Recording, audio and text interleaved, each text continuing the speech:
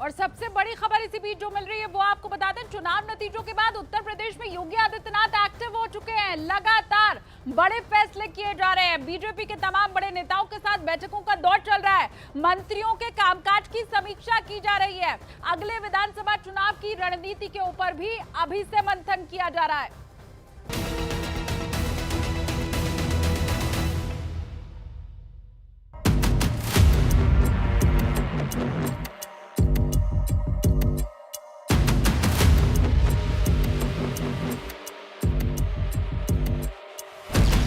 लोकसभा के नेता के रूप में माननीय नरेंद्र मोदी जी के नाम का प्रस्ताव करता मन से समर्थन करता है। भारत की जनता को सर आप पर पूरा विश्वास है। नरेंद्र मोदी जी के साथ आई सपोर्ट श्री नरेंद्र मोदी। श्री नरेंद्र मोदी जी के नाम का समर्थन करता हूँ, उसका अनुमोदन करता हूँ। I support Shri Narendra Modi ji. Is the proudest moment in my life. Shri Narendra Modi ji को समर्थन देती है। पार्टी के तरफ से पूरा समर्थन देता हूँ। श्री नरेंद्र मोदी जी के नाम का समर्थन करता हूँ। श्री नरेंद्र मोदी जी के नाम का समर्थन करती हूँ।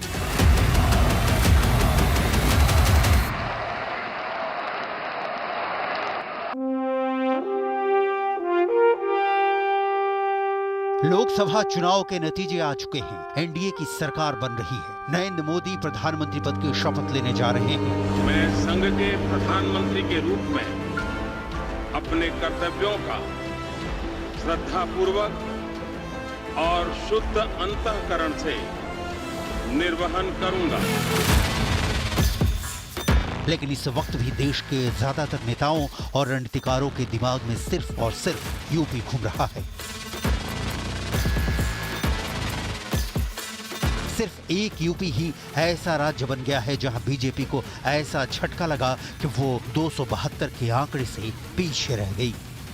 इस समय यूपी में बहुत कुछ चल रहा है। बहुत तेजी से उत्तर प्रदेश की राजनीति बदलती हुई नजर आ रही है। बहुत बड़े बड़े फैसले लिए जा रहे हैं। उत्तर प्रदेश के मुख्यमंत्री योगी आदित्यनाथ लगातार मंत्रियों की बैठकें ले रहे हैं, सरकारी योजनाओं को धरातल पर लाने की बात कर रहे हैं। तो वहीं लोग लगातार मंत्रिमंडल में फेरबदल को लेकर भी सवाल पूछ रहे हैं। योगी आदित्यनाथ की बैठक में राज्य के दोनों डिप्टी सीएम भी नहीं आए। इस पर भी कई तरह की बातें हो रही हैं। एक बार फिर से यूपी की तरफ पूरा देश बड़ी दिलचस्पी से देख रहा है। अयोध्या से लखनऊ तक और लखनऊ से दिल्ली तक यूपी से जुड़ी हर हलचल आपको हम अपनी इस रिपोर्ट में बताने वाले हैं। लेकिन शुरुआत करेंगे योगी आदित्यनाथ के दिल्ली दौरे से।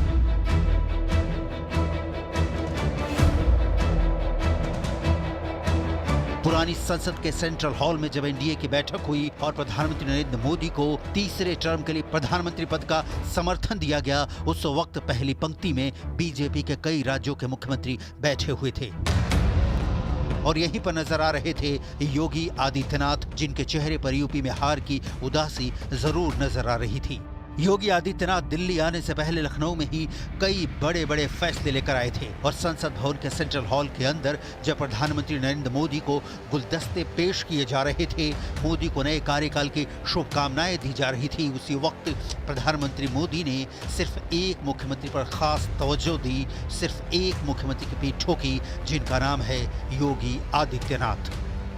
प्रधानमंत्री नरेंद्र मोदी का इशारा साफ है, मनोबल ऊंचा रखना है। 2027 में विधानसभा चुनाव है और इस चुनाव में मुख्यमंत्री योगी आदित्यनाथ अपनी पूरी ताकत झोंकने वाले हैं। वो अपनी हर रणनीति को बखूबी जमीन पर उतारने वाले हैं। उत्तर प्रदेश में योगी आदित्यनाथ ने कई बड़े फैसले किए हैं। वो क्या निर्देश है आपको आगे बताएंगे, लेकिन पहले आपको ले चलते हैं उत्तर प्रदेश की राजधानी लखनऊ में।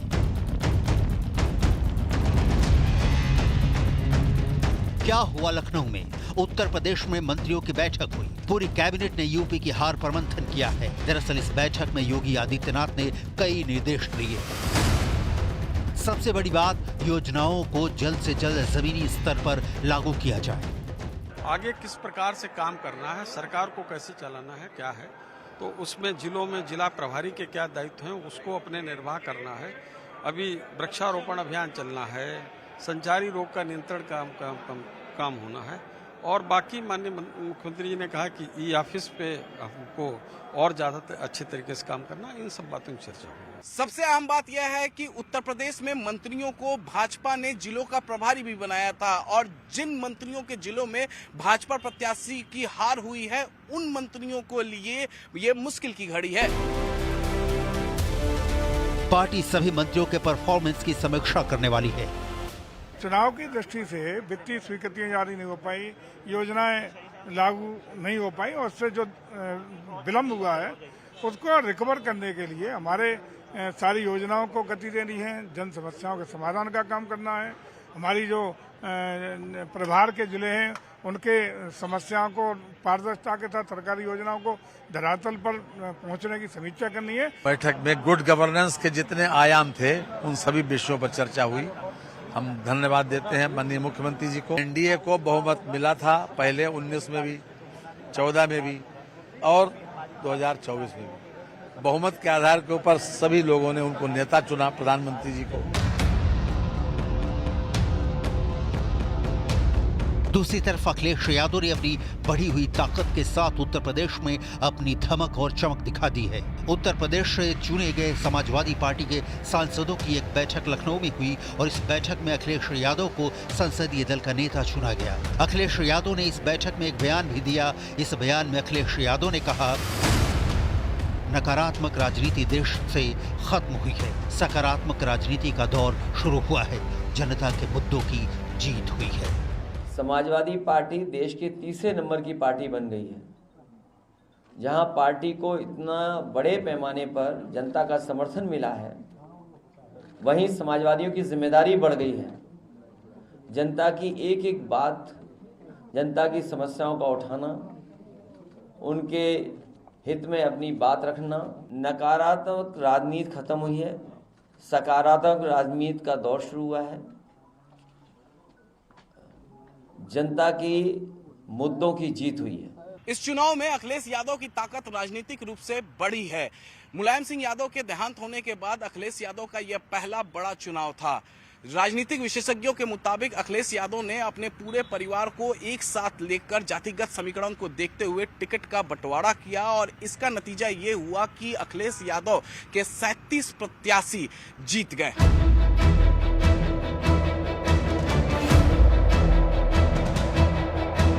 लेकिन बीजेपी के लिए सबसे बड़ी उदासी अयोध्या की सीट लेकर आई है। अयोध्या में समाजवादी पार्टी के प्रत्याशी अवधेश प्रसाद का जीतना बीजेपी के लिए बड़ी बेचैनी का सबब बना हुआ है।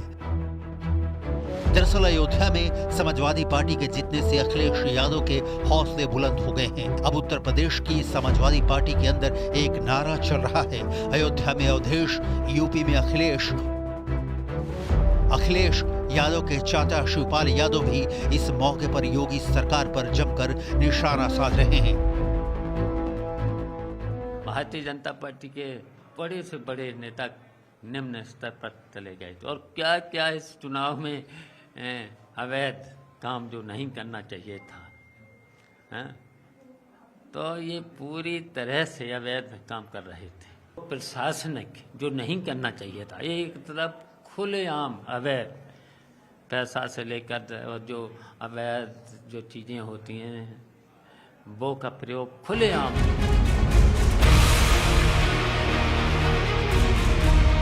अखिलेश यादव ने विधानसभा में शिवपाल यादव को विधायक दल का नेता बनाने का फैसला कर लिया है। यूपी को भले ही अखिलेश यादव शिवपाल के हवाले छोड़ रहे हैं और खुद दिल्ली की राजनीति का रुख कर रहे हैं, लेकिन असल बात यह है कि अखिलेश यादव की निगाहें लगातार लखनऊ पर रहेंगी और अब वो योगी आदित्यनाथ की सरकार के लिए बड़ी चुनौतियां पेश करने की तैयारी कर सकते हैं।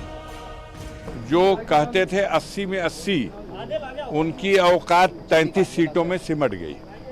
जो कहते थे 400 के पार जीतेंगे, वो 300 सीट तो हार गए। महज 240 सीटों पर जनता ने, अब लंगड़ी सरकार है, अब बैसाखी के सहारे चलेगी। जनता ने अपना रुझान दे दिया। बीजेपी भी इन सभी राजनीतिक परिस्थितियों को समझ रही है और बीजेपी के यूपी के बड़े बड़े नेता इस पर मंथन कर रहे हैं कि आखिर जो हवा पूरे देश में चल रही थी वह यूपी में क्यों नहीं चल पाई। आखिर यूपी में कैसे बीजेपी को इतना बड़ा झटका लग गया, इस सवाल ने बीजेपी को बेचैन किया हुआ है।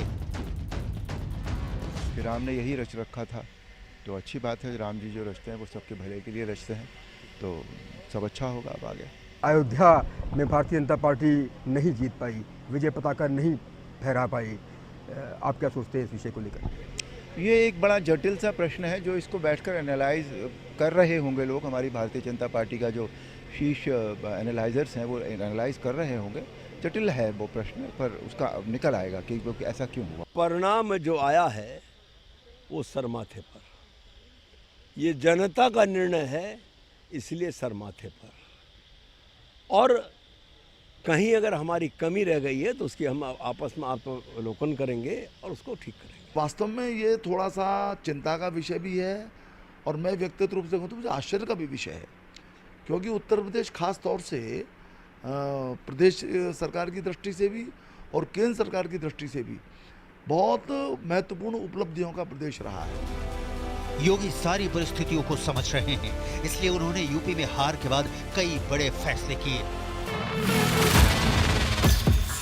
सबसे बड़ा फैसला तो यही है कि यूपी में सारे सरकारी पदों को भरा जाए, बिजली की कटौती नहीं हो, गन्ना किसानों का भुगतान फौरन हो और मनरेगा के मजदूरों को भी फौरन वेतन दिया जाए। कुल मिलाकर उत्तर प्रदेश की राजनीति एक बार फिर पूरे देश के लिए निर्णायक साबित हुई है। उत्तर प्रदेश में बीजेपी की सीटों के आंकड़े में बड़ी गिरावट यह दिखाती है कि देश की राजनीति में यूपी का राजनीतिक महत्व सबसे ज्यादा है। 24 में 24, जी हाँ, ये वो नंबर है जिसने 2024 के चुनावों में चुनावी पंडितों को चौंका दिया। ये वो नंबर है जो अगले 5 साल तक लोकसभा में मुस्लिम प्रतिनिधि के तौर पर मौजूद रहेंगे। इस बार पक्ष और विपक्ष को मिलाकर कुल 24 मुस्लिम सांसद लोकसभा पहुंचे हैं और मुस्लिम उम्मीदवारों की इसी संख्या ने चुनावी पंडितों को चौंका दिया है, क्योंकि इनमें से ज्यादातर उम्मीदवार ऐसी सीटों से जीते हैं जहां पर हिंदू बहुल आबादी है।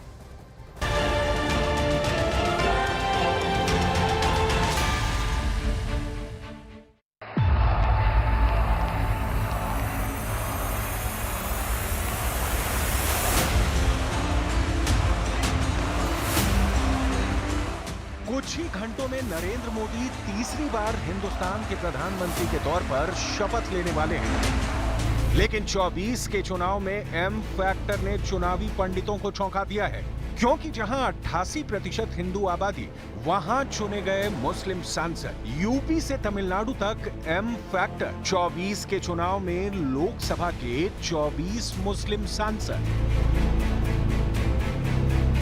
लोकसभा के आम चुनाव के नतीजे सामने आ चुके हैं, मंत्रियों के नाम तय हो चुके हैं, शपथ ग्रहण में बस कुछ ही घंटे बाकी हैं और ऐसे में देश में एम फैक्टर की चर्चा शुरू हो चुकी है। चुनावी पंडितों को एम फैक्टर ने चौंका दिया है। 2024 में देश की संसद में 24 मुस्लिम नवनिर्वाचित सांसद जीत कर आए हैं। 2024 में कांग्रेस के 7 मुस्लिम सांसद जीते, टीएमसी के 5 मुस्लिम सांसद चुने गए, एसपी के 4 मुस्लिम सांसद संसद पहुंचे, आईयूएमएल के 2 सांसद जीते, एआईएमआईएम से ओवैसी संसद पहुंचे, नेशनल कॉन्फ्रेंस से 2 सांसद संसद पहुंचे, जबकि 2 सांसद बारामूला से अब्दुल राशिद शेख और लद्दाख से मोहम्मद हनीफा निर्दलीय हैं। यानी विपक्षी दलों के कुल 21 सांसद। इस बार संसद में मुस्लिम सांसदों की भागीदारी पिछली बार से कम है, हालांकि ये मार्जिन बेहद मामूली है। अब इस आंकड़े को देखिए, 2014 में 23 मुस्लिम उम्मीदवारों ने चुनाव जीता था। 2019 में कुल 115 मुस्लिम उम्मीदवारों को टिकट मिला। 2019 में 26 उम्मीदवार जीते, जबकि 2024 में कुल 78 मुस्लिम उम्मीदवारों को टिकट मिला और 24 उम्मीदवार जीतकर लोकसभा पहुंचे। यानी 3 लोकसभा चुनाव के आंकड़ों को देखें तो 2014 से 2024 तक मुस्लिम सांसदों का प्रतिनिधित्व 23-26 है। 2019 में मुस्लिम उम्मीदवारों को ज्यादा टिकट देने के बाद भी ज्यादातर उम्मीदवार चुनाव हार गए और सिर्फ 26 को ही जनता जनार्दन की सेवा का मौका हासिल हुआ, जबकि 2024 में कम मुस्लिम उम्मीदवारों को भी टिकट देने के बाद जीत का स्ट्राइक रेट करीब करीब वही रहा। हम आपको आजादी से लेकर अब तक सारे आंकड़े दिखाने वाले हैं, लेकिन उससे पहले देखिए उन सीटों को जहां मुस्लिम आबादी कम होने के बावजूद मुस्लिम उम्मीदवार बम्पर वोटों से विजयी हुआ, जबकि जहां मुस्लिम बहुल सीटें हैं वहां से हिंदू कैंडिडेट लोकसभा में पहुंचे हैं। सबसे पहले बात उत्तर प्रदेश के गाजीपुर की। गाजीपुर की सीट से अफजाल अंसारी को जीत मिली है। अफजाल अंसारी को 5,39,912 वोट मिले। अफजाल अंसारी 1,24,861 वोटों से जीते हैं। आंकड़ों के मुताबिक गाजीपुर ओबीसी बहुल सीट है।